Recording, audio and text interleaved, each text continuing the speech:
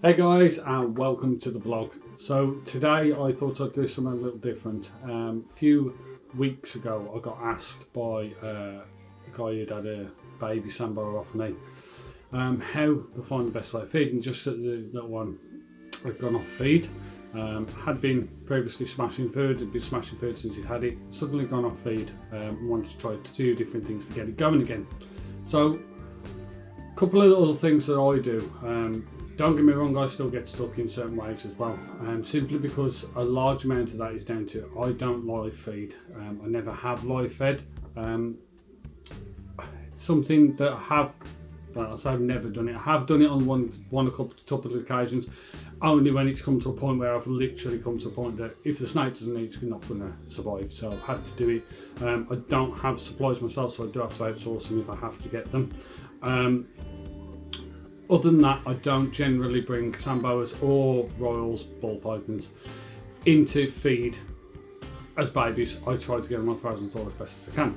So today I'm just going to give you a couple of little hints and tips, not with a baby sandboa obviously, because that'll just stress the hell out of them, get them in front of the camera and sort of messing around with them. So today our little model is this little guy here. Now this is our little striped snow, as you can see. This little guy is one of our own as well, like I said, butterscotch line. Whether this proves out, it's just something I've named for the time being. As you can see, it's very deep, creamy chocolate colour, sort of like the caramelly butterscotch type colour, which is where it got its name. Absolutely beautiful high whites, absolutely stunning animal, really pretty. The bellies on them as well tend to be absolutely crystal clear, as you can see. Absolutely stunning animals, really are. I have a few of the butterscotch in my line now. I have a very dotty sort of Dodoma looking one. Not really Dodoma, but it tends to be that sort of pattern. But as you can see, absolutely gorgeous looking animal. Really is pretty little thing. So this little boy today will be our model. And we'll show you a couple of hints and tricks that I do when I'm trying to feed them. So tip number one. First thing I always do is I always try to imitate natural behaviour. So I will never go straight in and plop a feed straight on top of the head, simply because it will frighten the living crap out of them. The first thing they'll do is back up in the sand or whatever substrate you're using and shit themselves. So you will never see them again. I tend to tap around on the surface first in a few different areas, not directly by the head, so in and around the area to get them used to the idea of something being in the tub. Then I will gradually go towards the head. If I know they're a good feeder, I will then just imitate and touch around by the head, and I'll come up, jump at it, take it, and bugger off and go and eat it. But if I find they're a bit of a finicky eater, a couple of little tips is, when the head sticks up, you'll find that the head will come up and out the ground, and they tend to lift the head, sort of like that, at the ground. When they do that, just take the feed, makeup brush that'll do. Well, I've got a makeup brush in the room, hey ho. But so what we tend to do is, compared to tweezing and taking the feed, what we tend to do is take from the back and then rub towards the head, just gently towards the head. And what you'll find is when they're in feed mode, that head will rise with that feed from the back towards the head. Don't go the other way around, because again, you're going at the snake and it tends to frighten the crap out of them. So you're coming away, they will gradually lift their head up. As they do that, just hold it towards the mouth then as they lift it up, and just hold it there, and you'll tend to take it from there. Tip number two, so if they are out the sun or out the substrate, whichever you're using, by any means, people ask, I use a thing called Megazorb. I find it great with them. I also use on the little ones, the babies, Lignocell, just so they're out there. Have tried the herp husk with them, and I just find they don't do very well on it. So they shed stuff really crappy. They don't tend to bore very much, and they tend to start and stop. So I'll stick with the Megazorb for the time being for the adults. So going off course, if they're out of the ground and they're actually out and about running around and they don't seem interested, if they tend to take themselves up the side of the tub, when they get to the tip of the side of the tub, they'll tend to do that, yeah? So a little head will stick over like that. What you'll find with the babies is they'll sit there for a while, and you can actually just put the feed like that, not forcefully, but you can just gently wiggle it left to right, left to right, left to right on their mouth like that, and eventually they'll just open their mouth and take the feed, but they're not a strike as such. They tend to just open their mouth and accept it, and just gently lower them back down into the substrate with the food, and you'll find once they hit the substrate, then they'll start to coil up, and then they'll take it. So tip number 3 is basically just imitating and annoying. So gently tapping round as you start as normal, then as you're coming up, just gently touch you by the tail area as they're in the sand, touching the body, touching the sides. Always go for what I class as the vulnerable points on the snake. So if you're going to sort of irritate the snake, piss it off, not in the intent that you're actually jabbing or anything like that, but you want it to force it into a strike. So the way to do that is just to gently tap areas that are classed as vulnerable. So towards the tummy, so you want to come down as you're doing it, touching the sides, towards the tail, because obviously they're using the tails, the roughness on the tail, so just touching the tails as they're in and around the substrate, and you'll find that they'll actually flip round and take the feed that way. So there's a few different methods there. That's actual offering. There are also a few different methods on actually preparing the feed. So a few of the sandboas that I have won't take warmed up feed in water, or another way is doing it on a heat mat. Some people leave them out on a radiator for an hour or something like that. Some people even put them under a heat lamp just for a couple of minutes just to warm up. I'd say about 3-4 of mine won't actually do that. They actually prefer just to pop it in, leave it overnight, and I'll take it.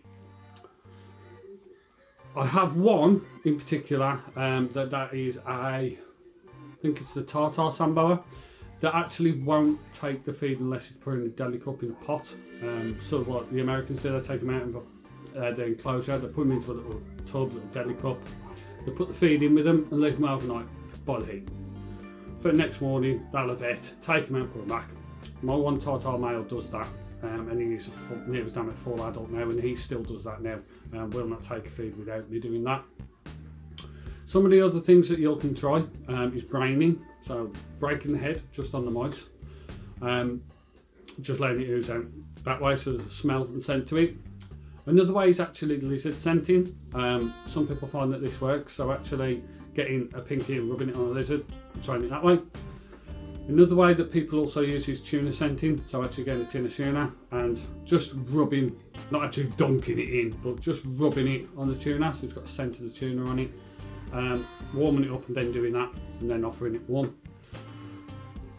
The last technique that I find with a large amount of mine, and I know it sounds really ballparking out there, a large amount of the sandboas that we have, especially Hetty, the albino Het anime, and Fortune, the Dodoma Cross, Sugar, the rough scale.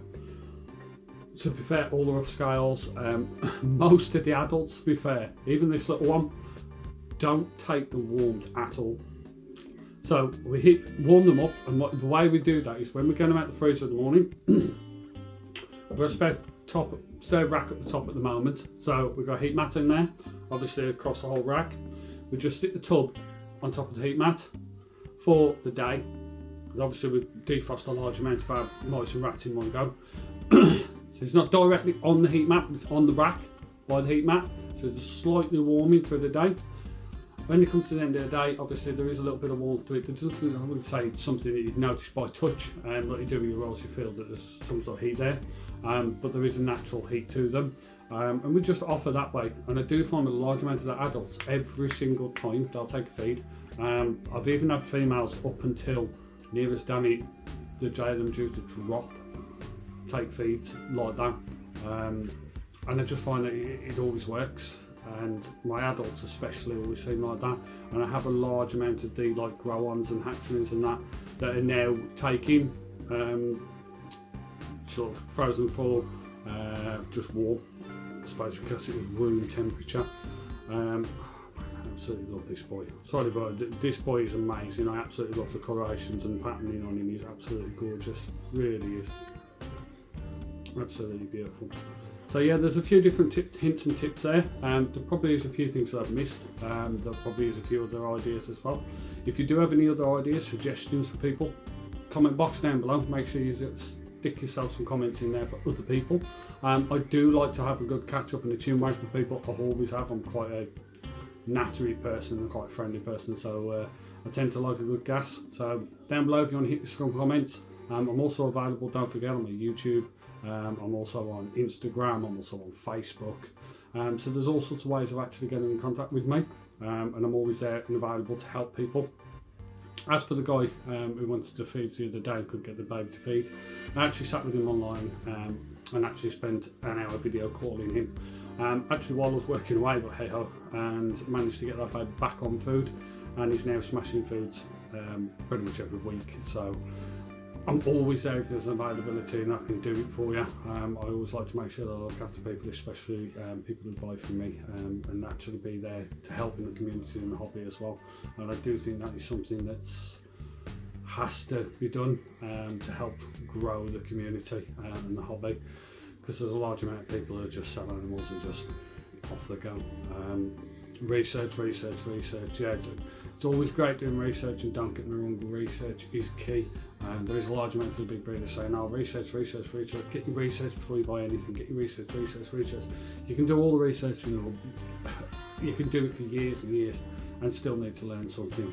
I've been doing it for a few years now, and I've not bred reptiles for a very long time. I've kept reptiles since I was 5 years old. So I've had a large amount of knowledge, just over 30 years worth of knowledge of keeping reptiles. I still learn. Trust me, I don't know everything. I never proclaim to know everything. Every day is a schooling day, and I absolutely love learning from this community and this hobby. So I will always continue to do that, no matter how advanced or how new you are to the hobby. I will always be there to get and actually help and guide people along the way. So I hope you guys find this helpful. I hope you find these little tips that sort of help you along. If you do need any further advice, don't forget to hit me up. As always, guys, if you like the content, you want to see some more, don't forget, like button down below, give that a smash. And then don't forget you've got the sub bell, so hit yourself on the subscribe, and don't forget to hit that bell for the notifications. Don't forget, guys, as always, take care, keep smiling, and let's teach, not preach. Ciao.